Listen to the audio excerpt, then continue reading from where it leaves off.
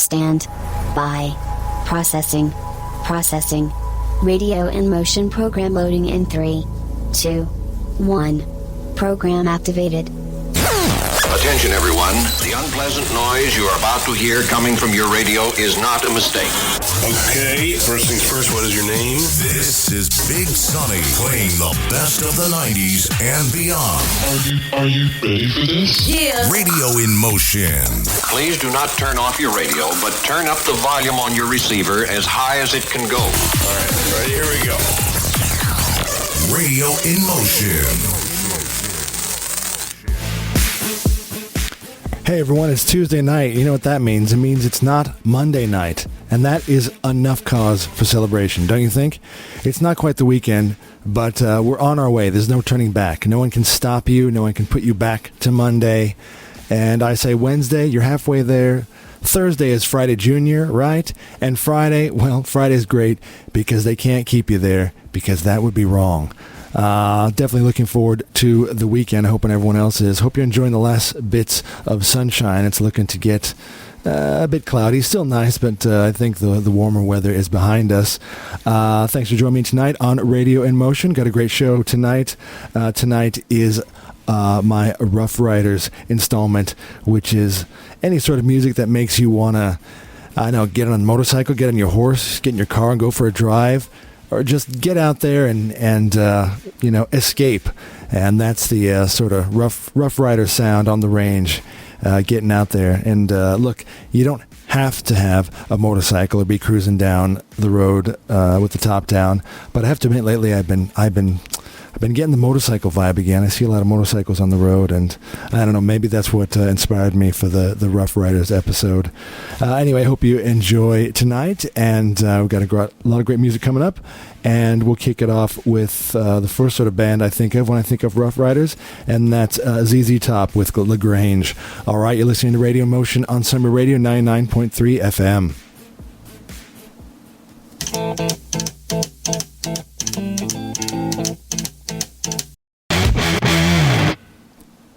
Oblivion by Royal Blood.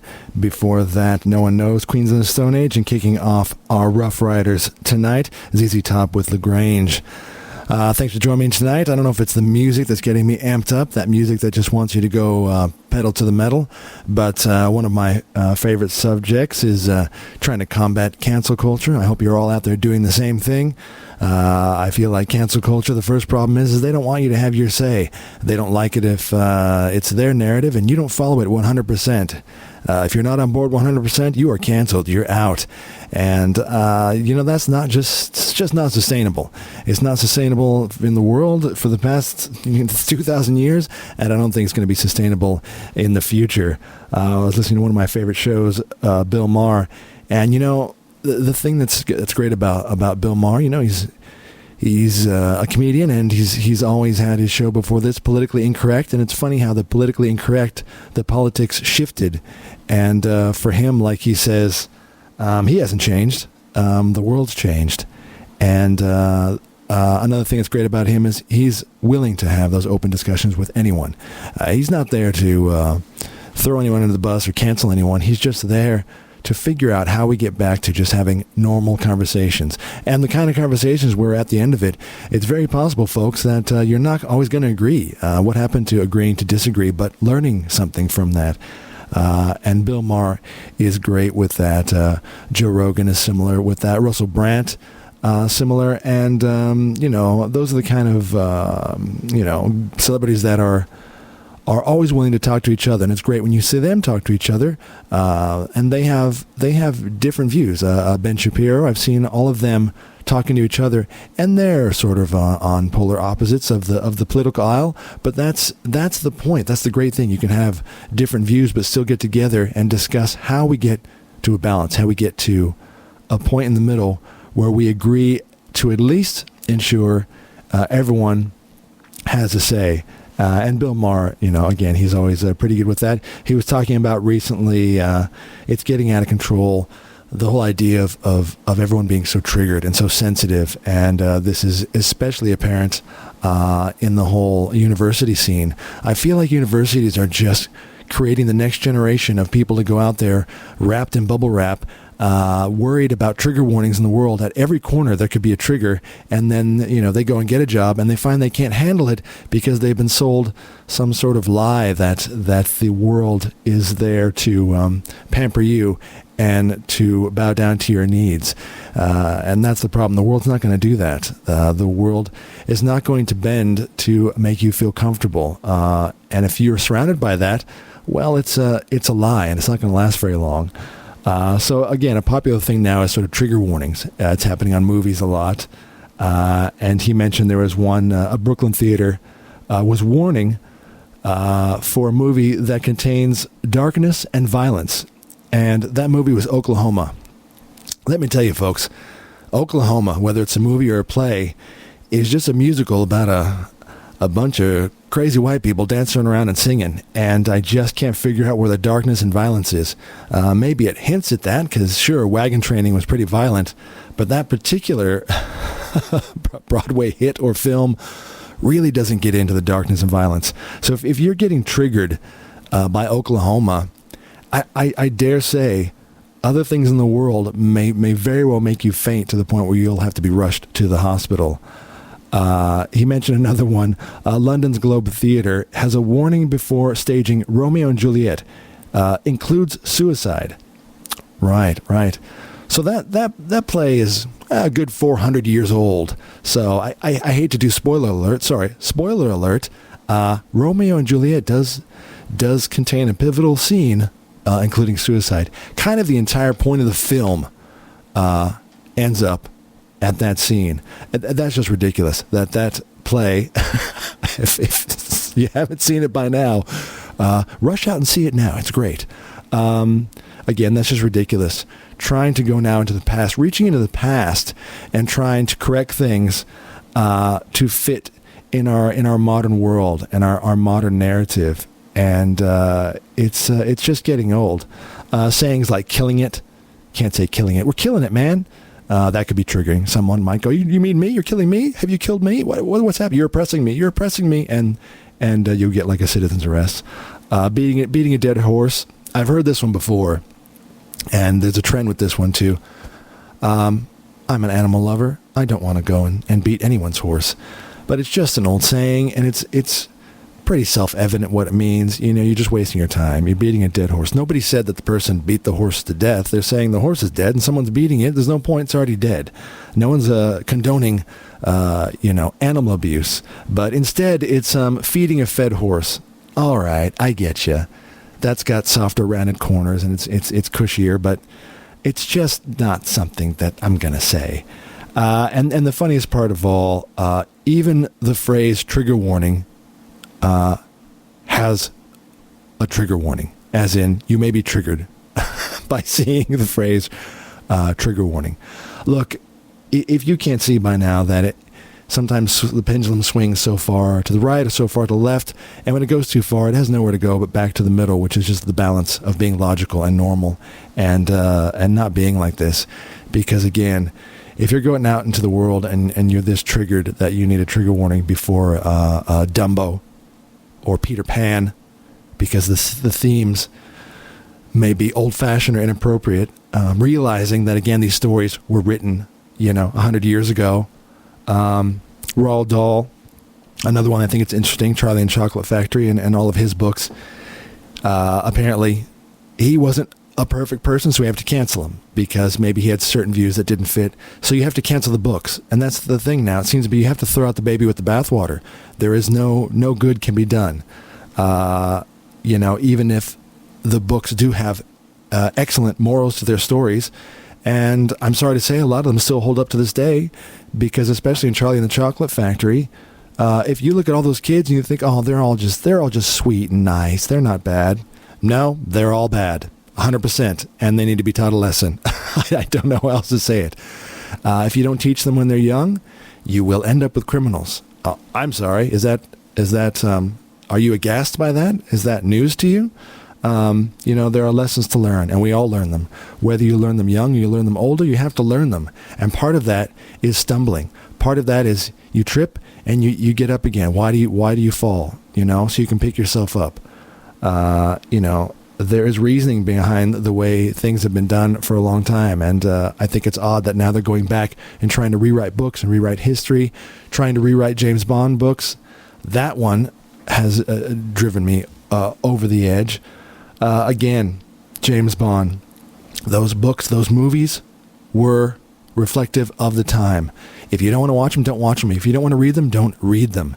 You can't reach back into the past and fix everything and reset it to today, because you know what happens? And I've said this before, you really need to be a student of history. It's the one class that I think kids are really missing out on. They're so obsessed with learning about all this gender ideology and all these other things that have nothing to do with trying to figure out where we've come from so we know where we're going. And history is part of that. If you change history, you have no reference point as to where we've been and what we've learned since then and how we've evolved since then.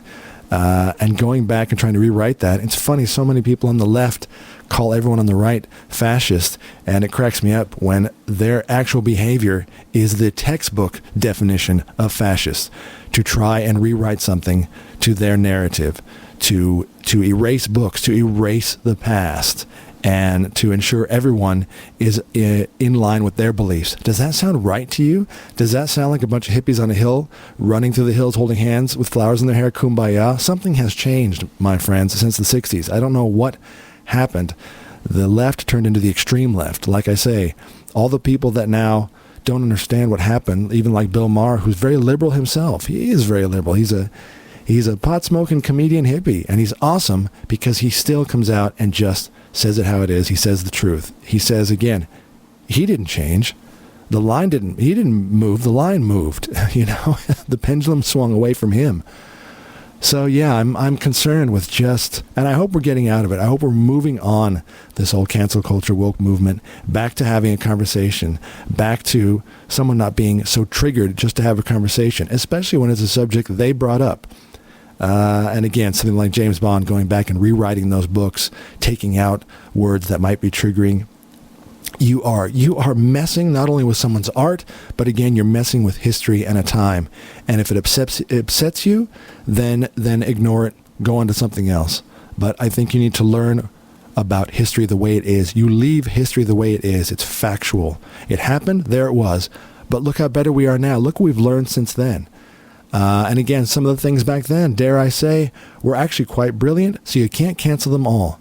There were smart people back then, and sometimes today, I dare say there are some people who aren't as smart as people from the past.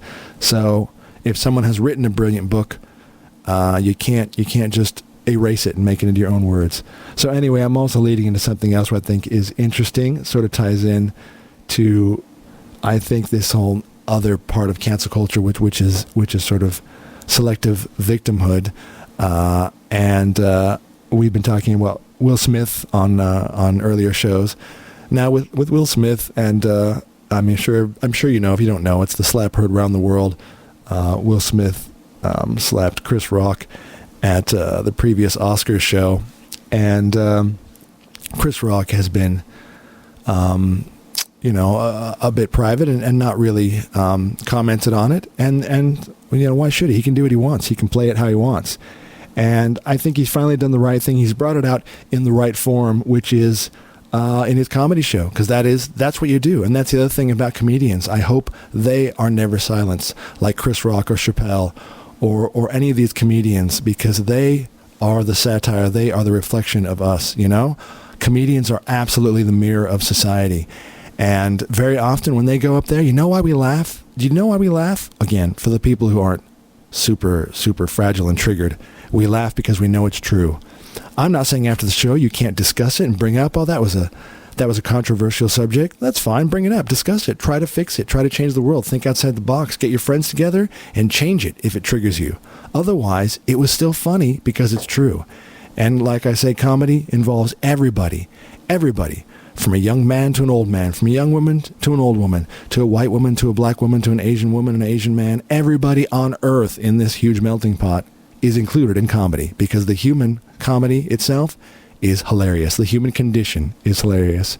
And comedians, they are timeless, and again, they reflect exactly who we are and exactly what's happening at that time of society and politics. And with Chris Rock, he's finally sort of incorporated that into his show, and I think that's good.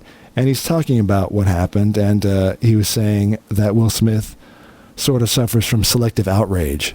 And, I think that's true. I think Chris Rock was just, a pawn in this situation, which was between Will Smith and his wife, Jada Pinkett Smith. Had nothing to do with Chris Rock. He decided at that point that all the stuff that Will Smith was going through and his wife, he decided that was the point to take it out on Chris Rock because of a very innocent joke. And, he's calling that out on that. And I think that's good. Look, Will Smith did a half-ass apology, but I still don't think it was good enough. He goes on to say, he's not going to play the victim, Chris Rock. He said he's not going to show up on Oprah or Gayle crying. He goes, you'll never see that. And I think that's a good thing, too. I think there's so much victimhood, and that's a bit of a nod to Meghan and Harry. Again, don't know how you feel about them, but if you've seen the South Park episode, that is hilarious because again, look, they nail it on the head, and that's why it triggers on Meghan and Harry, because it specifically shows what they're doing and they don't like it, so they get further triggered by it. Again, the victimhood thing, and the thing is pretty much, why don't you just leave us alone? Why can't we just be left alone? We want to be left alone, have a private life. While they're on their world tour of Please Leave Us Alone. In the South Park episode, they're shooting off fireworks in their yard while yelling out with signs, please leave us alone, we just want our privacy. I'm sorry, but that is classic, because it is exactly what they're doing. The people who cry victimhood and that they just want to be left alone are so much striving and yearning for the public life. Oh my God, Meghan Markle, she couldn't want to be liked more than anyone I've ever seen. She needs it. She needs to be liked or she's going to fall apart. So these two just crave attention. And all behind the scenes, all underneath it, they're telling us that we're all terrible people because we won't leave them alone. Well, go away then. Go away. Just leave us alone. Leave us alone, for God's sake. Go to some secluded mansion in the Hollywood Hills, collecting your millions upon tens of millions from Netflix or Spotify or podcasts and whatever it is that you're complaining you're not getting enough money for the royals, while you just collect paycheck after paycheck by crying victimhood. Enjoy, but leave us alone. So yes, so Chris Rock makes a bit of a nod to that he's not going to play the victim like some people out there. And I think it's interesting. He said, he didn't have any entanglements. He said, she hurt him way more than he hurt me. And that's true. This was between Will Smith and his wife. Before dropping the mic, he was holding up his arms triumphantly and said, the reason why he didn't physically retaliate, also the fact that Will Smith is a big dude. He said, because I've got parents. Again, another really, I just think, sensible and respectful thing from a really well-balanced guy. And I hope he continues to do really well. That's it. He's got parents, He's trying to show that respect, and he doesn't want to make a fool of himself on the world stage. Again, I'm not trying to cancel Will Smith. I'm not a hypocrite. I'm not trying to cancel anyone. I think Will Smith is a product, again, of where we're at and how, other people are taking the fall. And, look, I hope he reconciles with Chris Rock, but if not, that's life, That's what he's done. He may have damaged that relationship indefinitely. So anyway, there you go. Chris Rock finally mentioning Will Smith. And look, I still like Will Smith's music. I still like him. I'm not going to cancel his past. I just hope he learns and evolves and learns from his mistakes in the future. Not willing to cancel him. So there you go. That's how we're going to play it. And speaking of playing it, going to play a few of our awesome sponsors. And up next, some more great music on Radio Motion, our Rough Riders episode tonight.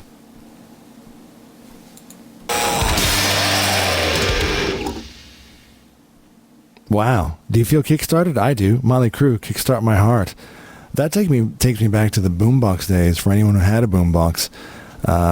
It seems embarrassing now, but I had one, and that was the cool thing, to walk around and play music for others to hear. You see, we used to live in a world of just trying to spread the love, not just trying to get the likes. And I think now I'd probably trigger someone if I played music too loudly. God knows, if you played music on the train, people would be triggered and offended. But yeah, the boombox days, that's awesome.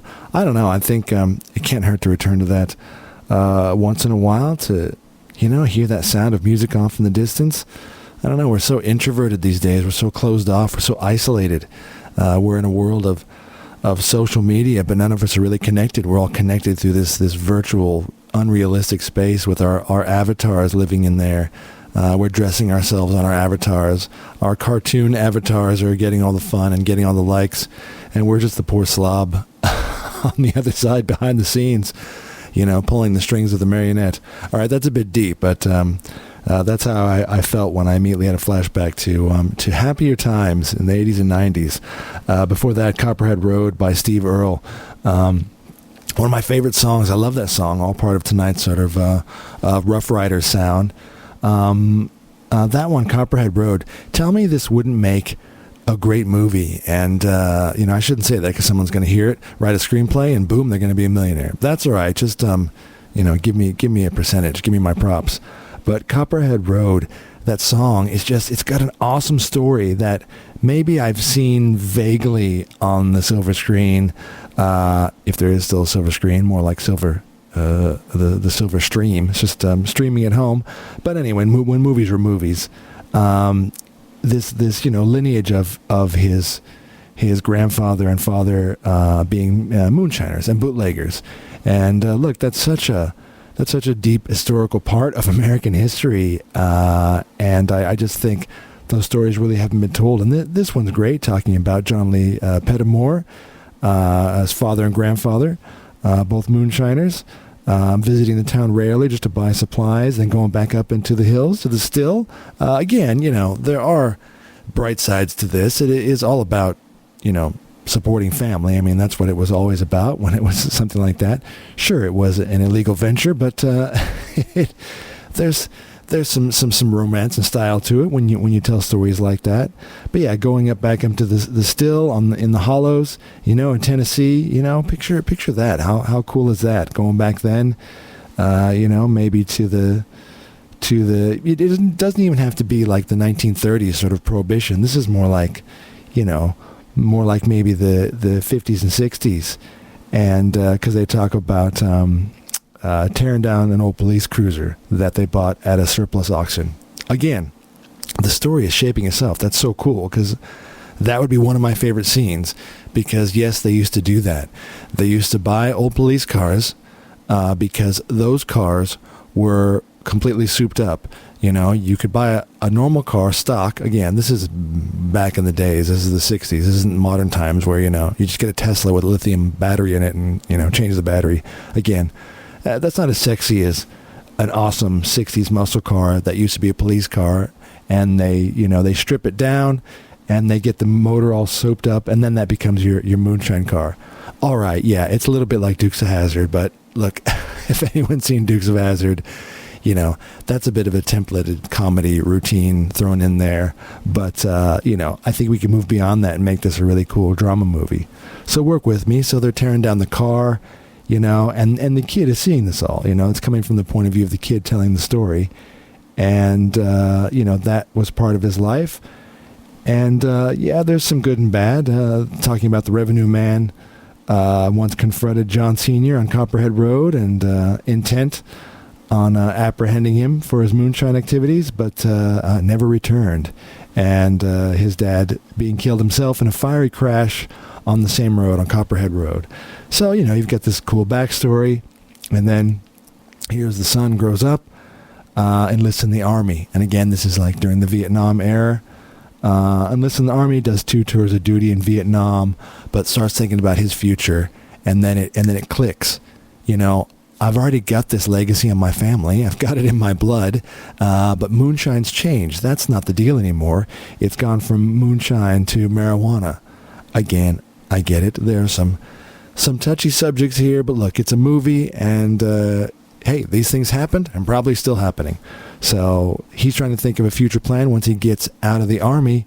Hey, he's going to go up into the hollow, up into the hills, and instead of moonshine, he's going to keep his connections from Colombia and Mexico. Maybe he's been, making some friends and getting some connections, and he's going to take that and he's going to start growing marijuana up there.